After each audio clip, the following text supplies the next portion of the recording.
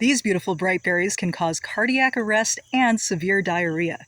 Euonymus americanus, also known as American strawberry bush and hearts of Buston, is a deciduous shrub found in eastern North America. This shrub can be found in moist woodlands and can get 4 to 6 feet tall. In the spring, it has very cute, understated 5-petaled flowers that hug tight to its lance-shaped leaves along the stem.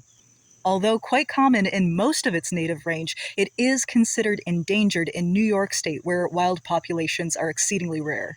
Although the whole plant is toxic to humans, it is a valuable food source. These berries are loved by songbirds and wild turkeys, and deer really like the leaves and stems of this plant. So much so that if you find one out in the wild that hasn't been trimmed down by deer, that is an indicator that you have low deer pressure in that area. This plant spreads by both rhizomes and seeds out in the wild. If you do go to try to plant these seeds, be aware that they do require stratification, meaning that they need to go through a cold period followed by a warming period to mimic the natural seasons. If you want to spread this plant, the best way is to propagate. Take a cutting of one of the woody stems. These will root well without rooting hormone, meaning you can just take an angled cut of the stem, nice cleaned angled cut of the stem. This one's a little jagged. I need to clean that up a little bit with a sharper knife.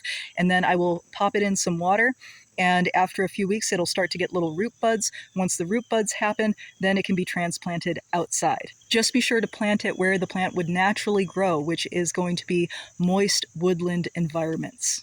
Although I can't eat this plant, I love it just as a decorative plant, and the fact that wildlife benefits from it in its native range where I'm at is a bonus, so I will absolutely be planting this plant along wooded trails near my home.